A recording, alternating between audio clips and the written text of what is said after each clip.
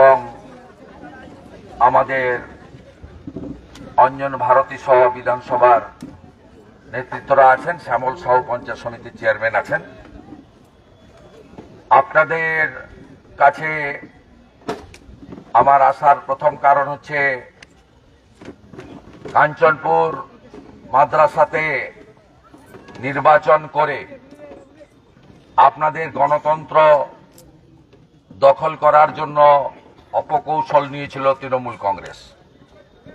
পুলিশের সাহায্য নিয়ে গুন্ডা বাহিনী তারা ওখানে স্থান নির্বাচন করেছিল যাতে স্বাভাবিক নির্বাচনে জিততে পারবে না, তাই অবৈধভাবে ভোট লুট করে একটা সামান্য সমবায় সমিতিতেও যাতে ওরা জিততে পারে। আমি প্রথমেই আপনাদের সকলকে আমার কৃতজ্ঞতা দেব যে আপনারা 7টা আসনেই বোম খেয়ে সন্ত্রাসের সামনে ভোটারদের বাধা দান। আগের দিন রাত্রে বোমাবাজি, প্রকাশ্যে 500 পুলিশ ছিল, 2 জন অ্যাডিশনাল এসপি ছিল, তাদের সামনে বোমা ফেলা হয়েছে যা টিভিতে দেখেছেন আপনারা। সেই বোমাতে মহিলা নেত্রী মামনি জানা আহত হয়েছে, কর্মাধ্যক্ষ সাহেব দাস আহত হয়েছে এবং অন্যান্য অনেকে আহত হয়েছে। আমাদের নিউজ 18-এর এখানকার সংবাদ সংগ্রাহক অতনু বলে একটি ছেলে আছে, তিনি আহত হয়েছেন। টিভি 9-এর কনিষ্ক মাইতি ভিক্টর, তিনি আহত হয়েছেন। আমরা দেখেছি, এ তো কারো কাছ থেকে শোনা কিছু নয়। তারপরেও আপনারা জিতেছেন। আমি আপনাদের সকলকে প্রথমেই ধন্যবাদ এবং কৃতজ্ঞতা জানাই। আপনারা এই হারের যন্ত্রণা ভুলতে না পেরে কালীচরণপুরে একটি দুঃখজনক ঘটনা হয় অনেক রাত্রে 10টার পরে। সেখানে পারিবারিক বিরোধকে কেন্দ্র করে বিষ্ণুপদ মণ্ডল বলে একজন ছুরিকাঘাত হয়ে মারা যান। সম্পূর্ণ অরাজনৈতিক ঘটনা, পারিবারিক ঘটনা। এবং আমরা যা শুনেছি, চোখে তো দেখিনি, উত্তম মণ্ডল বলে তার এক আত্মীয় সেই এই ঘটনা ঘটিয়েছে। আমরা এর নিন্দা করি। এই পারিবারিক ঘটনাকে সামনে রেখে ওই দিন রাত্রে নন্দীগ্রাম থানায় উত্তম সহ 4 জনের নামে এফআইআর হয়। সেই এফআইআর ভিত্তিতে পুলিশ তার কাজ করে শুরু করে, কিন্তু যারা হেরে গেছে হারাধনরা 21 সাল থেকেই হারছে। আমার কাছে হেরেছে তার মালিক মমতা ব্যানার্জি নিজে। 3 বছর ধরে চিৎকার করেছে, লোডশেডিং করে জিতে গেছে। আপনারা লোকসভা ভোটে এর উত্তর দিয়ে অভিজিৎ গাঙ্গুলিকে 8200 ভোটে জিতিয়ে দিয়েছেন, 4 গুণ ভোট বাড়িয়ে। তারপরে মুখ বন্ধ হয়ে গেছে, সেলাই হয়ে গেছে। পঞ্চায়েতে 17টার মধ্যে 11টাতে প্রধান দিয়েছেন, 2টো পঞ্চায়েত সমিতি দিয়েছেন। গত 6 মাসের মধ্যে 12টা সমবায়ের ভোট হয়েছে, 9টাতে জিতিয়ে দিয়েছেন আপনারা। এখানে সবসময় আপনাদের বিজয় তরী চলছে। আর এই বিজয় তরীতে আপনারা যেমন আছেন, উপরে আমি আছি, আবার স্থানীয় স্তরে মেঘনাথ দার মতো একজন সুসংগঠক গ্রহণযোগ্য নেতৃত্ব রয়েছে, মন্ডল সভাপতিরা এবং অন্যান্য নেতারা রয়েছে। একেবারে মানে ভাগাড়ে যেমন মরা জন্তু জানোয়ার পড়লে উপর থেকে শকুন নামে, এখানকার তোলামূল আর মমতার অবস্থাও তাই হয়েছে।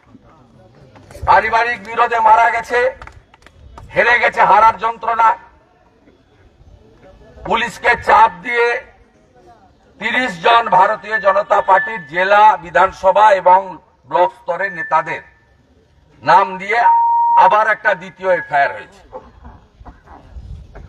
আমরা আগে ভারতীয় সিআরপিসি, আইপিসি জানতাম, এখন বিএনএস জানি।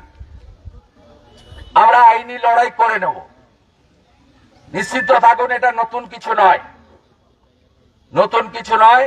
আইনি লড়াই করে নেব। 21 সালের পর থেকে বহু নেতাকে জেল খাটিয়েছে। সর্বোচ্চ জেল খেটেছে পবিত্র কর, 7 মাস। মিথ্যা মামলায় মেঘনাদ দাকে 5 দিন রিমান্ডে নিয়ে জেল খাটিয়েছে। তার অপরাধ ছিল হরিপুর গ্রাম পঞ্চায়েতে কৃষকদের যে কৃষি বীজ এসছিল, সরঞ্জাম এসছিল, সব অঞ্চলকে দেওয়া হয়েছিল, হরিপুরকে দেওয়া হয়নি। কৃষকদেরকে নিয়ে গিয়ে কৃষি অফিসে একটা ডেপুটেশন দিয়েছিল। তার জন্য তাকে তুলে নিয়ে গিয়ে একটা ভদ্রলোককে পর্যন্ত রিমান্ডে রেখেছে। পবিত্রর বাবা অসুস্থ হয়ে পড়েছিল। আমি এই দুটো নাম শুধু বললাম না, ধনঞ্জয় থেকে শুরু করে আমি অসংখ্য নাম আপনাদের বলতে পারি যাদের বিরুদ্ধে এই ধরনের মিথ্যা মামলা। মমতার নির্দেশে, মমতার চটিচাটা পুলিশ, এরা ভাবে এদের বেতনটা ভাইপো বা পিসি দেয়। এরা যে ট্যাক্সের টাকায়, সরকারের টাকায় বেতন পায়, এদের উপরেও যে আইন আদালত রয়েছে, এই লাজ লজ্জা এদের বিন্দু মাত্র নেই। আপনারা আমার সঙ্গে আছেন, ভবিষ্যতেও থাকবেন। আমি এমনকি আপনারা জানেন এর আগে ব্যাংকের নির্বাচন নিয়ে মেঘনাদ দাস স্ত্রীকে মিথ্যা মামলায় জড়িয়ে এমএলএ অফিস পর্যন্ত সার্চ করেছিল। আমি হাইকোর্ট করে এদের কানমোলা খাইয়েছি।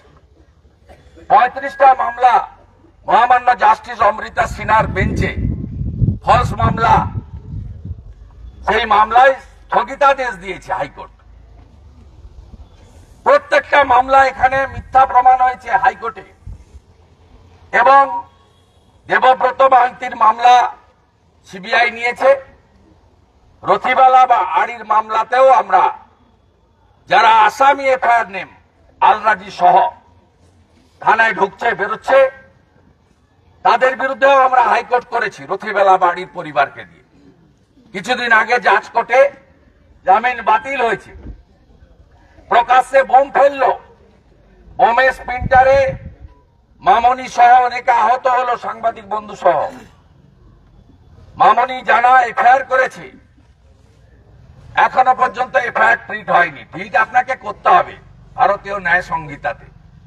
আর ওই বোমা বিস্ফোরণের মামলা এনআইএ এর কাছে যাবে, কি করে ছুটাতে হয়, দম বের করতে হয়, আমি ওগুলো জানি। আমি অতএব পুলিশ বাবা পার করেগা, এ হবে না। আজকে আমরা থানায় একটা কর্মসূচি ডেকেছিলাম, কিন্তু এখানে পরীক্ষা চলছে দুটো স্কুলে, গার্লসে এবং বিএমটিতে। ওদের লাজ লজ্জা নেই, ওদের দায়িত্ববোধ নেই। ওরা এই টাউন ক্লাবে এসেও পেট্রোল বোম মেরে গেছে, ওরা তারাচাঁদ বাড়ি লুট করেছে, দক্ষিণ কেন্দ্রা বাড়িতে বাড়ি আগুন দিয়েছে। ওদের কোনো লাজ লজ্জা নেই। আমাদের দায়িত্ববোধ আছে। আজকে আপনারা এখান থেকে বাড়ি ফিরবেন, আমি একা থানায় যাব। আমি এলাকার বিধায়ক, আমার অধিকার আছে, আমি যাব। যদি গেট আটকায়, গেটে সাংবাদিক সম্মেলন করে আমার বার্তা আমি দেব। আর গেট খোলা থাকলে অফিসার ইনচার্জ, ডিউটি অফিসার যে থাকবে, তার কাছে আমার এলাকায় ভোটের দিন কেন বোমা বিস্ফোরণ হলো তার উত্তর চাইব। কেন একটা ঘটনায় দুটো এফআইআর হলো জানতে চাইব।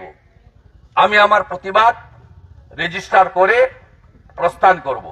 কয়েকদিন পরে পরীক্ষা যেদিন থাকবে না, সেদিন হাজার হাজার বিজেপি কর্মী সমর্থকদের নিয়ে আমরা নন্দীগ্রামে বিক্ষোভ করব, নন্দীগ্রাম থানা অবরোধ করব, অচল করব গণতান্ত্রিকভাবে, শান্তিপূর্ণ পথে, আইন মেনে। সে কর্মসূচি আপনাদের আমি যথাসময়ে জানিয়ে দেব। সাথে সাথে মিথ্যা মামলা দিয়ে আমাদের কর্মীকে বিরুলিয়ায় গ্রেপ্তার করা হয়েছিল আজ থেকে 2 মাস আগে। আজকে তমলুকের জাজ কোর্টে তাদের জামিন হয়েছে, খবরটা আপনাদের দিলাম। আর আমাদের গোকুলনগরের প্রধান দীনবন্ধু, তিনি পঞ্চায়েতের ক্যাশিয়ার, জব সচিব, তিনি তৃণমূলের কন্ট্রাক্টরদের অ্যাকাউন্টে কেন্দ্রীয় সরকারের ফান্ড পাঠিয়ে দুর্নীতি করেছিলেন। প্রথম অভিযোগ করেছে কে? প্রধান নিজে।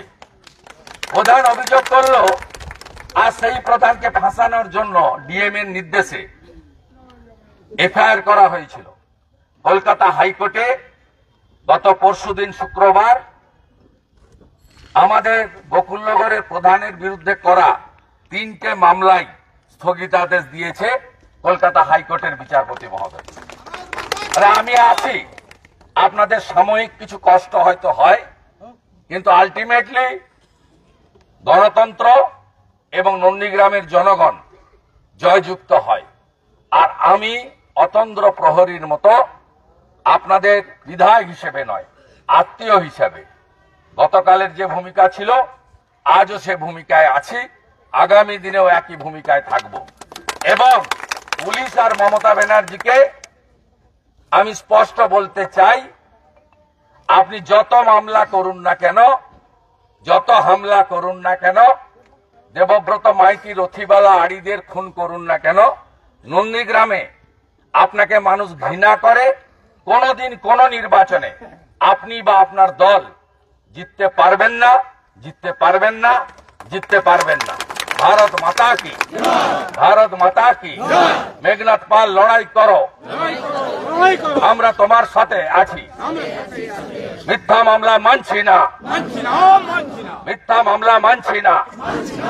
পুলিশ দিয়ে বিজেপিকে জমানো যায়নি, যাবে না। আপনারা অফিস, আমারটা সেন্ট্রাল কার্যালয়ে যারা থাকার থাকবেন, যারা চলে যাবেন। আমি একা থানার উদ্দেশ্যে যাত্রা করছি। আর সাংবাদিক বন্ধুদের বলবো, এখানে আমি আর প্রেস করব না। থানায় যদি মিট করার সুযোগ পাই বেরিয়ে এসে বলবো, আর যদি মিট করার সুযোগ না দেন লোকাল বিধায়ককে, সেটাও ভালো আমার জন্য। গেটে আপনাদেরকে বক্তব্য রেখে আমি কলকাতা প্রস্থান করব। সবাই ভালো থাকবেন। বড় কর্মসূচি হবে, আপনাদেরকে জানিয়ে দেবো কয়েকদিনের মধ্যে, যেদিন পরীক্ষা থাকবে না দুটো স্কুলে। কারণ আমার প্রিয় ছাত্রছাত্রী, তারা আমাদের সন্তান তুল্য, তারা কোনো অসুবিধায় পড়ুক আমি চাই না। প্রত্যেক বছর যারা 75% করে নাম্বার পায় মাধ্যমিক, উচ্চ মাধ্যমিক, তাদেরকে ডেকে আমি সম্বর্ধিত করি, আপনারা জানেন। তারা আমার অত্যন্ত প্রিয়, তাদের অগ্রগতি আমি প্রার্থনা করি। তাদের পরীক্ষার সময় অন্যরা ডিস্টার্ব করতে পারে, বিকালবেলা নাকি কিছু ছিন্নমূল এসে কালীচরণপুরে কান্নাকাটি করবে। লজ্জা লাগে। সত্যের উপরে দাঁড়িয়ে লড়াই করুন, মিথ্যার উপরে দাঁড়িয়ে, পারিবারিক ঘটনার উপরে দাঁড়িয়ে লড়ছেন। নন্দীগ্রাম কিন্তু দেখছে, নন্দীগ্রামের মানুষ বিবেচক, তারা সব জানেন। আমাদের লোক যদি কোনো ভুল কোথাও করে, আমরা ক্ষমা করি না তাদের। আর আপনারা অরাজনৈতিক বিষয়কে রাজনীতির রং লাগাচ্ছেন, মানুষের কাছ থেকে বিচ্ছিন্ন হবেন। এভাবেই ভারতীয় জনতা পার্টি এবং গণতন্ত্র